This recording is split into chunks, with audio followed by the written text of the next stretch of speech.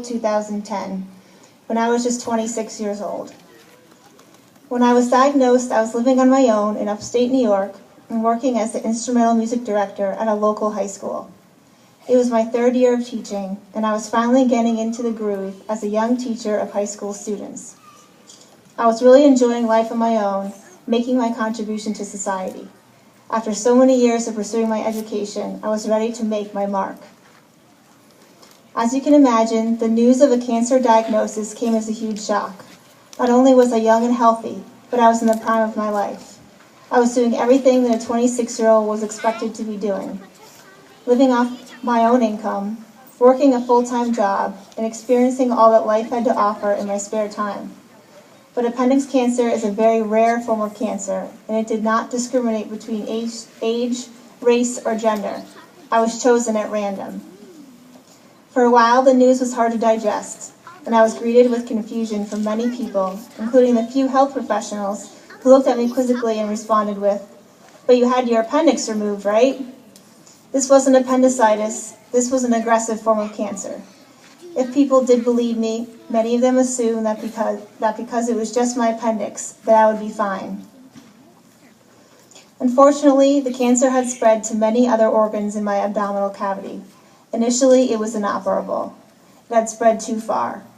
After 10 months of intense chemotherapy and one failed attempt at surgery, things did not look promising.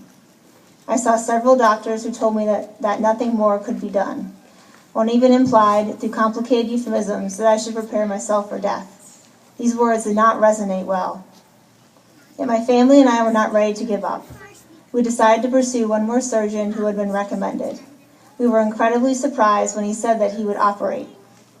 A 10-hour surgery, a grueling 4-week hospital stay, and a second surgery later, I was declared cancer-free. However, several months later, the cancer returned.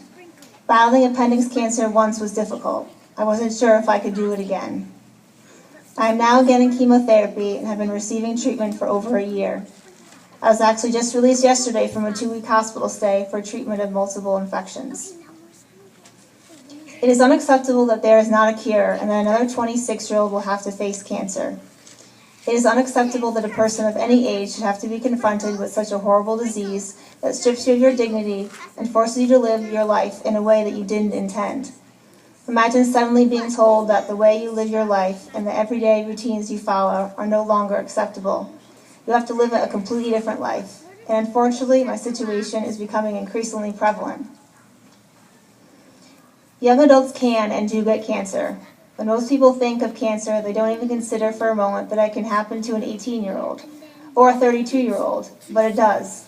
Young adults with cancer, a largely unnoticed demographic, account for 72,000 new diagnoses each year. Young adults have unique concerns that other age groups may not experience, such as fertility, dating, parenting, insurance, financial assistance, career planning, education, and age-appropriate peer support. Yet social isolation is the #1 issue faced by young adults with cancer. I know very few people my age who have cancer, and I certainly don't have any friends who have gone through what I have been through. In fact, when I was on the oncology floor of the St. Raphael's campus of Yale New Haven Hospital recently, I must have been the only person below the age of 60. My friends do their best to support me, but there is nothing like commiserating with someone who can empathize with their situation. There are very few, if any, young adult support groups in existence, and it can sometimes be hard to relate to a 60 or 70-year-old who has had the opportunity to live out the majority of his or her life. No one quite understands what it's like to have your life cut short in your prime. If I were to be completely honest with myself, I would admit that I will probably never again work full-time. I'll probably never move out of my parents' house. It is unlikely that I will marry or have children of my own. Finally, I will never be able to just do what I want when I want. I can't be spontaneous or plan too far ahead. These kids. That is why quality of life for young adults is as important as quality of care. Many young adults diagnosed with cancer want to continue to live their lives as best they can. Now is the time for me to experience all that life has to offer. Yet most days I'm confined to my house because I'm too tired to do anything of value. I've lost my sense of purpose in life and, in essence, my dignity. The entire medical community and cancer continuum at large is grossly uneducated as how to effectively communicate with, diagnose, treat, support, and follow up with young adults. Today I battle the little things. Because of the placement of some of the tumors, I'm able to eat very little, if anything at all. Eating is something I took for granted before my diagnosis. Now, anytime I feel well enough to eat something, I savor every bite.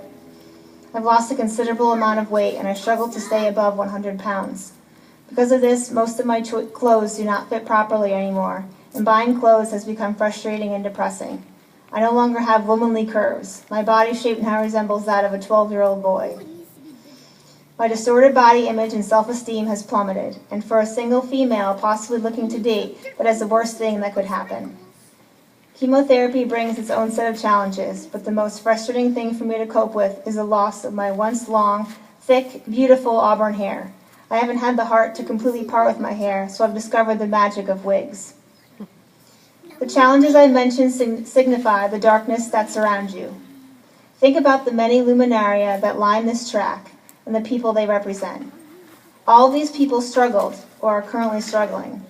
But I imagine that these people are being remembered and honored because they chose to accept the darkness in their lives, but then live in the light.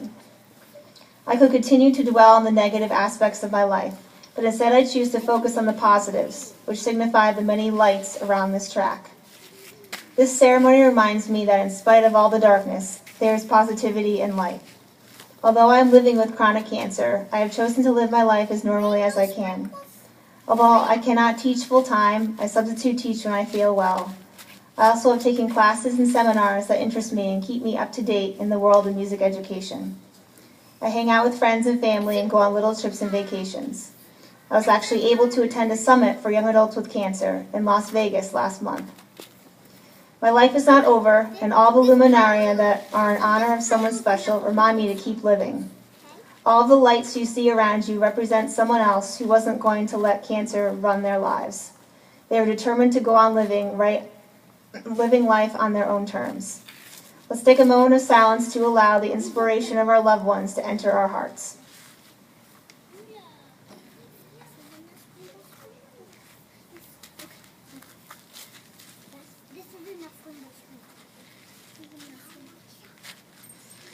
In this darkness, there are beacons of hope, for even in my darkest hours, I have hope. A Chinese proverb tells us that it is better to light a candle than curse the darkness. Let the light from your loved ones inspire you and give you faith that a cure for cancer will be found. Let the memory and courage of your loved ones guide the way to a cure.